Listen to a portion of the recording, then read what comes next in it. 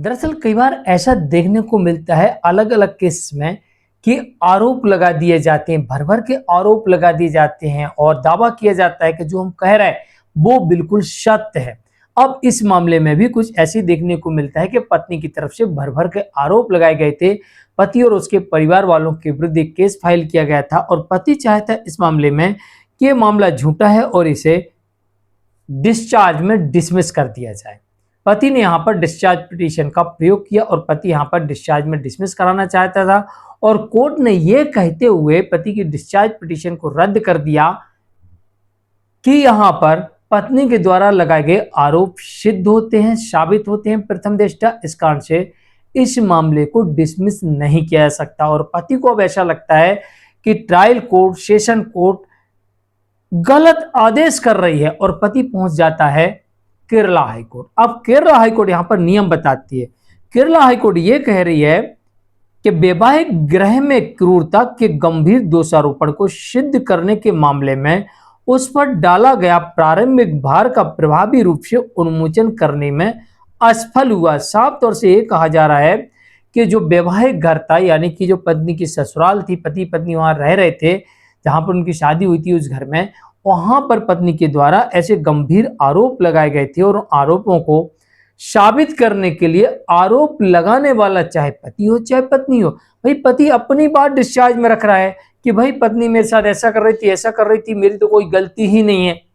अगर पति पत्नी के ऊपर आरोप लगा रहा था तो भाई उसको ही साबित करना है और यहां पर पत्नी अगर पति के ऊपर गंभीर आरोप लगा रही है तो उसको ही साबित करना है और इस मामले में पति पत्नी के ऊपर लगाए गए आरोपों को साबित करने में विफल हुआ।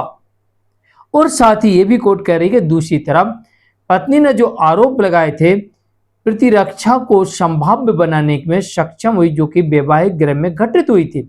अब इस मामले में यह कह रही है केरला हाईकोर्ट कि पत्नी जो आरोप लगा रही थी कि उस घर में मेरे साथ इस तरह से हिंसा हुई, तो पत्नी यहां पर उन आरोपों को सक्षम बनाने में सक्षम रही, यानी कि उन आरोपों को प्रथम दृष्टया साबित करने में सफल हुई।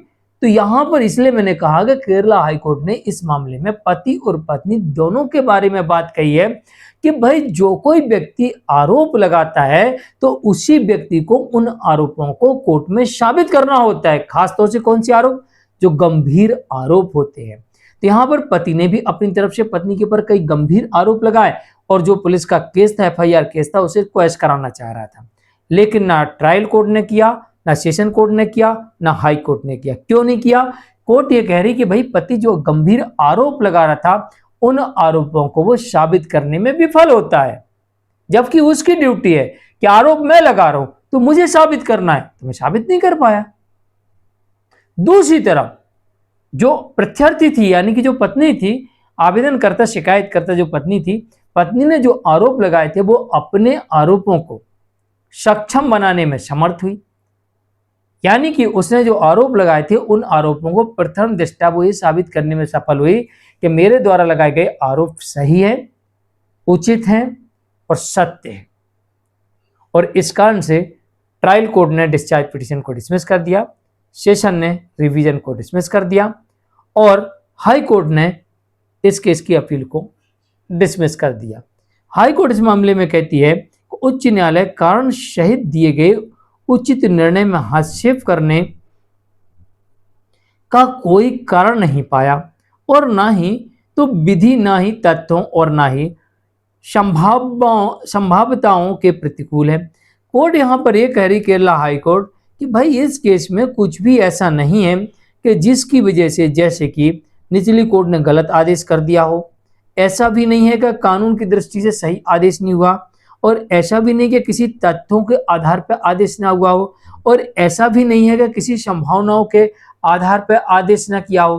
भाई कुछ भी नहीं है, साफ साफ बिल्कुल क्लियर है कि जो मामला है ये पत्नी लगाए गए आरोपों को साबित कर रही है और पति द्वारा लगाए गए आरोपों को साबित करने में विफल हो रहा है। इस कारण से पत्नी के द्वारा लगाए गए केस को यथावत रखा जाएगा और उसका ट्रायल पति और उसके परिवार को फेस करना पड़ेगा। जजमेंट आता है NS Madan versus M Shahana के मामले में। केरल हाईकोर्ट का जजमेंट था। जानकारी कैसे लगी कमेंट में जरूर लिखिए, वीडियो को लाइक शेयर कर दीजिए। ध्यान रखिए, आप अगर आरोप लगाते हैं तो साबित करने का भार भी आपके ऊपर है। इस बात का ध्यान रखिएगा। नमस्कार।